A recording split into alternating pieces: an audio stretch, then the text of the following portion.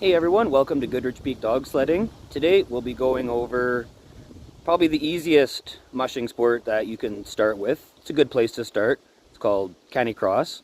So that's where you're running and your dog is quite simply pulling you down the trail, helping you along. It's easy to start, doesn't cost a lot to get started. All you need is your dog, a harness, a tug line. A hip harness for yourself just makes it more comfortable for you.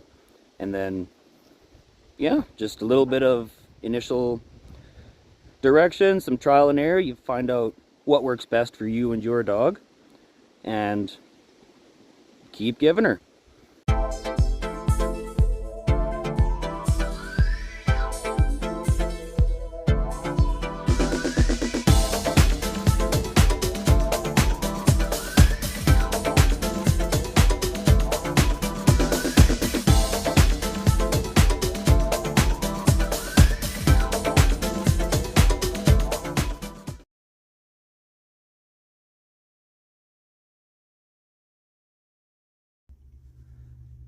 So real quick, before we go on our Canicross run, I'll show you how the X-Pack harness works, how it goes on the dog, and how it's supposed to fit. So this is Shadow's X-Pack harness.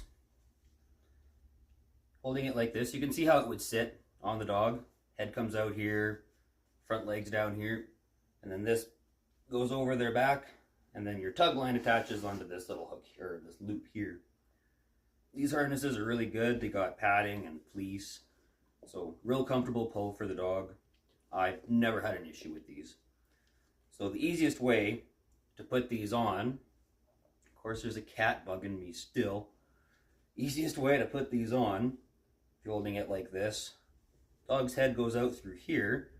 So if you match it so that it sits like that, then you put it over your dog's head, then it goes on pretty easy. Then it's hard to mess it up and get legs popping out the wrong holes.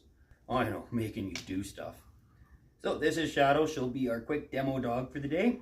So we have it matched, goes over the dog's head, just like so. So she's got her collar on here. So we just make sure that we can kind of pull the collar out through the front. Of course, she still has all her winter floof. She's not shed all the way yet, so she looks a little heavier than she actually is. This harness does fit her. So we got our headpiece on.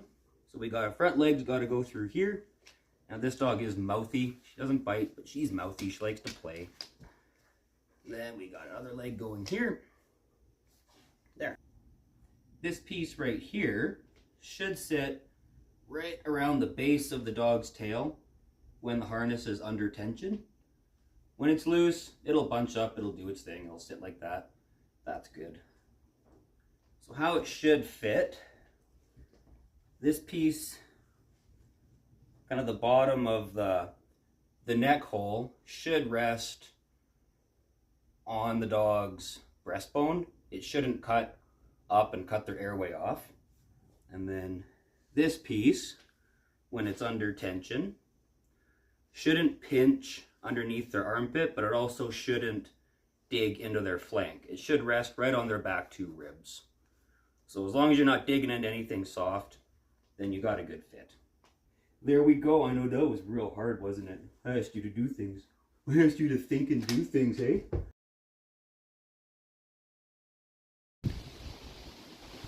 The gear you'll need to get started with Canicross, I'll just show you what I'm using today. Right here, we have the harness. Like I said, I like to use X-Pack harness. So this is Joni's that we'll be using today. This is the tug line or tow line. It's in two pieces. So the red is just a basic tug. The black is a section that has a bungee. That just acts like a shock absorber. So when your dog all of a sudden takes off on you, it just absorbs some of that impact for both yourself and your dog. Finally, a hip harness. This is one that I made for myself. It works well for me. It is not fancy. Last but not least, here we have the dog, the fuzz engine Joni. So she'll be my compadre today for our Canicross demonstration. Alright, so I'll demonstrate how I put my hip harness on, then I'll go get Joni, we'll put her harness on, hook her up to the tow line, and watch me try to run. My hip harness, again, it's not fancy. It's just, I put it on kind of like this, goes around here. So I want these two pieces in the front, that's where the dog will be pulling. And then I got a little band, goes around here, Velcro it, so that'll be like that. So she'll pull from here, and I put quite a bit of padding on it, so it just adds a lot more comfort. Highly recommend something that your dog can pull from that is comfortable for you. So you can see this is a very high energy dog. She knows what we're doing and she wants to go. So we're grab our harness. So we get harnessed over the dog's head. Get it looped. There we go. Get a leg through here. Come here, baby. And a leg through here. So we have that. So now she's ready to go. We'll put her tug on. You see, she's trying to find ways to get going. She's not patient. So get that on there. And we're ready. All right, Joni.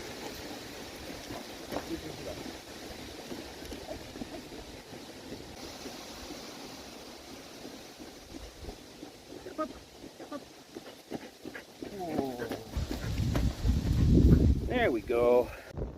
So of course now it's starting to rain. Looks like we're probably done out here for a while. We do have rain showers and thunder showers in the forecast for today. It's pretty obvious that it's been quite a while since me and Joni have done Canicross. Again, I'm out of shape.